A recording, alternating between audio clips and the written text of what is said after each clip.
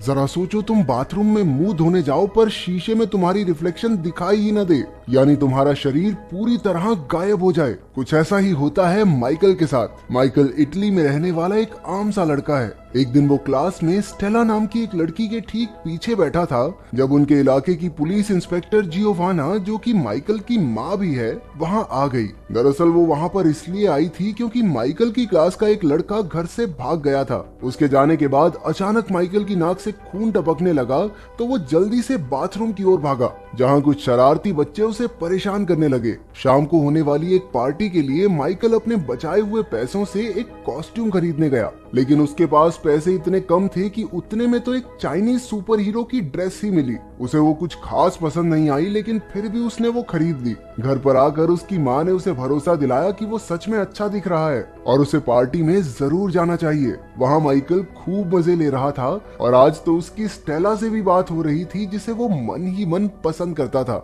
लेकिन फिर उन बदमाश लड़कों ने उसे फिर से परेशान करना शुरू कर दिया और वो उनसे बचने के लिए भागकर बाथरूम में छुप गया। इस सब से परेशान होकर उसने जोर से कहा कि काश वो अदृश्य हो जाए। अचानक से लाइट चली गई और वो खिड़की से भागकर घर चला गया। अगले दिन उसके कुत्ते के भौंकने की आवाज से उसकी नींद खुली और जब वो बाथरूम में ब्रश करने पहुंचा तो उसने देखा कि वो शीशे में दिखाई ही नहीं दे रहा था। उसके कपड़े तो दिख रहे थे, लेकिन उसका शरीर एकदम गायब। उसने जल्दी से सारे कपड़े उतार दिए। अचानक से उसकी माँ वहाँ आ गई, लेकिन जब उसे भी वो दिखाई नहीं दिया तो वो समझ गया कि वो अदृश्य हो चुका है और उसके अलावा उसे कोई नहीं देख सकता। उसने एक कागज पर लिखा कि वो आज जल्दी स्कूल जा रहा है और उसे अपनी माँ के पास रख दिया। कागज पढ़कर जियोवाना ने उसे फोन किया और गायब हुए माइकल ने कॉल उठाकर कह दिया कि हाँ मम्मी, सब बढ़िया है, मैं स्कूल पहुंच गया, मेरी चिंता मत करना। फिर वो अपने शरीर को पूरी तरह कपड़ों से ढककर स्कूल पहुंचा। इसके बाद उसने सोचा कि क्यों ना अपनी इस नई ताकत से उसे परेशान करने वाले लड़कों को सबक सिखाया जाए।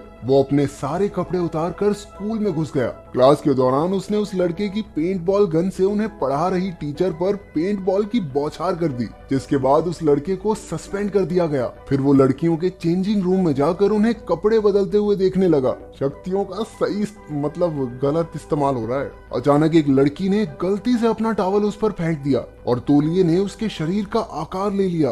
ऊपर से उसकी शक्तियों को भी अभी गायब होना था। अब वो फिर से सबको दिखाई देने लगा। नंगे पुंगे लड़के को चेंजिंग रूम में देखकर लड़कियां चिल्लाकर इधर उधर भागने लगी। अगले दिन क्लास के दौरान हमें पता चला कि उनकी क्लास का एक और लड़का घर से भाग गया था। अचानक से माइकल के हाथ धीरे धीरे गायब होने लगे। क्लास की घंटी बजते ही वो जल्दी से वहाँ से भाग निकला।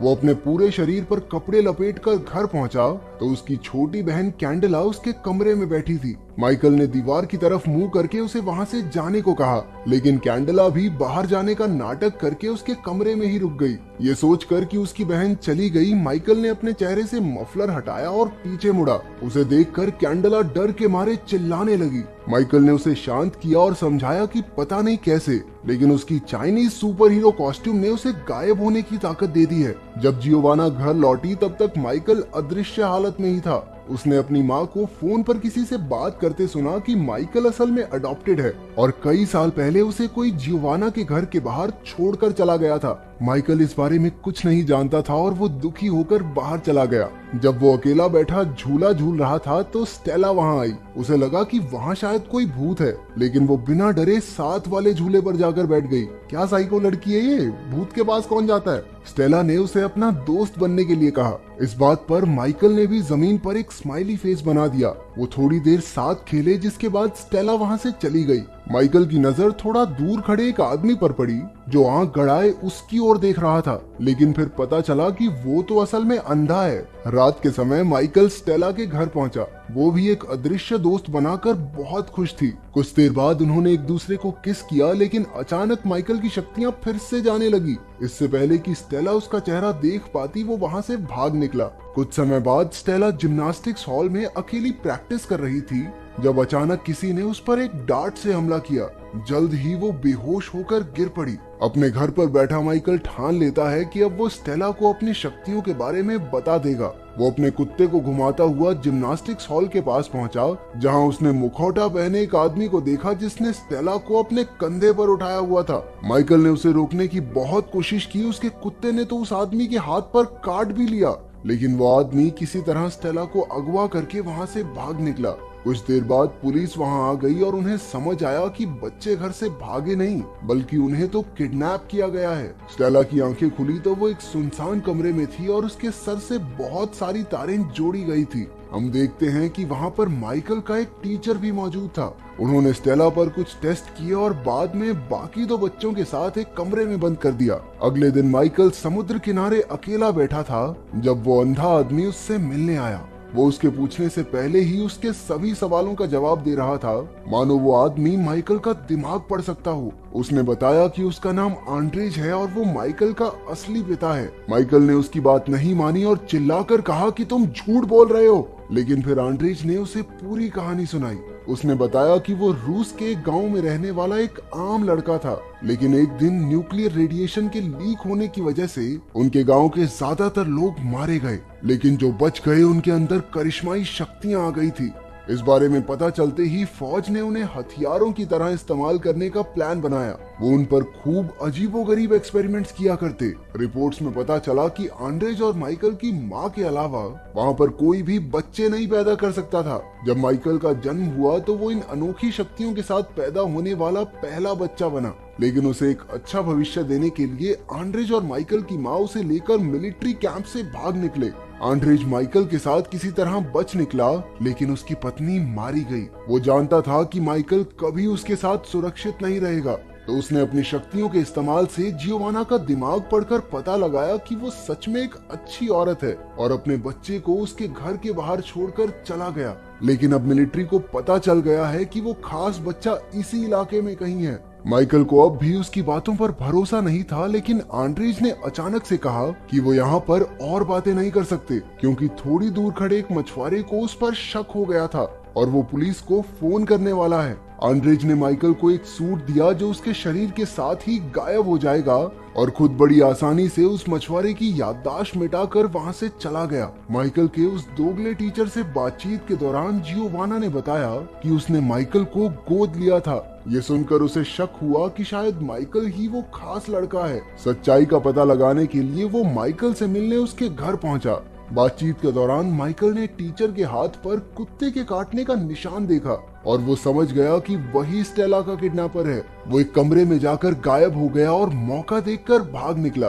भागते भागते माइकल ने उसे परेशान करने वाले शरारती लड़के इवान को देखा। वो उसके पीछे बैठ गया और उसे जल्दी से बाइक भगाने को कहा। एक सुनसान जगह पहुंचकर माइकल ने इवान को सारी बात समझाई। उधर स्टेला ने दिमाग लगाया कि अगर वो एक के ऊपर एक खड़े हो जाएं, तो कमरे से बचकर निकल सकते हैं। उसकी तरकीब काम भी कर गई और वहां से निकलकर वो छत पर पहुंची, जहां उसे एक सर्च लाइट मिली। उसे भरोसा था कि उसका अदृश्य दोस्त उसे जरूर ढूंढ रहा होगा, तो उसने लाइट पर वैसा ही स्माइली फेस बना दिया जैसा उनकी पहली मुलाकात वाले दिन माइकल ने बनाया था। उसके सिग्नल को देखकर माइकल समझ गया कि स्टेला कहाँ है। इवान के साथ वो अपने दोस्तों को बचाने पहुंचा, लेकिन तभी एक गार्ड ने स्टेला को पकड़ लिया। इवान ने अपनी पेंटबॉल गन से इलेक्ट्रिक सर्किट पर निशाना लगाकर उसमें गड़बड़ी कर दी। जब माइकल गायब होकर बिल्डिंग में घुसा तो उसने अपने टीचर और कुछ गुंडों को जियोवाना और आंड्रेज पर नजर रखते हुए देखा, जो एक साथ मिलकर माइकल को ढूंढ रहे थे। इसके बाद उसने एक गार्ड के सर पर फायर एक्सटिंग्विशर दे मारा और दूसरे पर बंदूक तान दी। उसने सभी किडनैप हुए बच्चों को बाहर निकालकर गार्ड्स को अंदर ही बंद कर दिया। इसके बाद माइकल उनके सामने आया, जिसे देखकर सभी दंग रह गए। वो सब जल्दी से वहाँ से निकलना चाहते थे, लेकिन स्टेला कहने लगी कि उन्हें एक बूढ़े आदमी की मदद करनी चाहिए जो पास ही एक कमरे में बंद है। माइकल उसकी बात मानकर उसके साथ चल दिया, लेकिन वो तो उसे सीधा उन्हीं लोगों के पास ले गई जिनसे बचकर वो भाग रहा था। अचानक वो बेहोश होकर गिर पड़ी और उसके पीछे बैठा एक बूढ़ा आदमी बोलने लगा। दरअसल वो किसी भी इंसान के दिमाग पर कब्जा कर सकता था। उसी ने स्टेला और माइकल के टीचर से ये सब करवाया था। मिलिट्री वालों ने माइकल और स्टेला को एक सबमरीन में डाल दिया और समुद्र के रास्ते अपनी मंजिल की ओर निकल पड़े। दूसरी ओर आंड्रेज और जियोवाना वहां पहुंचकर इवान से मिले। बिल्डिंग को सेल्फ डिस्ट्रक्ट मोड पर लगा दिया गया था और अब कुछ ही सेकंडों में धमाका होने ही वाला था। उन्होंने जल्दी से अगवा किए गए दोनों बच्चों और माइकल के टीचर को भी बचा लिया, क्योंकि उस बेचारे की कोई गलती थोड़ी न थी। उसके दिमाग को तो बूढ़े अंकल ने वश में कर रखा था। वो सब धमाके से ठीक पहले बिल्डिंग से बाहर निकल गए। दूसरी तरफ सबमरीन में माइकल को पता चला कि उसके पास सिर्फ गायब होने की शक्ति नहीं है, वो अपने दिमाग की ताकत से चीजों को हिला डुला भी सकता है। उसने अपनी शक्तियों का इस्तेमाल करके आसपास की चीजों को तोड़ना शुरू कर दिया। उसने उन सभी गुंडों को मारकर स्टेला और अपनी जान बचाई। फिर वो अपनी शक्ति से सबमरीन को वापस समुद्र किनारे ले आया, जहां सब उसका इंतजार कर रहे थे। वो बहुत खुश था और सबके सामने गायब होकर अपनी शक्तियों का दिखावा करने लगा। आंद्रेज ने उसके पास आकर कहा कि वो अपनी शक्तियां यूं सबके सामने नहीं दिखा सकता। उसकी पहचान को गुप्त रखने के लिए आंद्रेज को वहां मौजूद सभी लोगों की याददाश्त मिटानी होगी। माइकल ने बात को समझकर एक आखिरी बार स्टेला को किस किया, जिसके बाद आंद्रेज वापस लौटने का वादा करके सबकी याददाश्त मिटाकर वहां से चला गया और सब कुछ एकदम पहले जैसा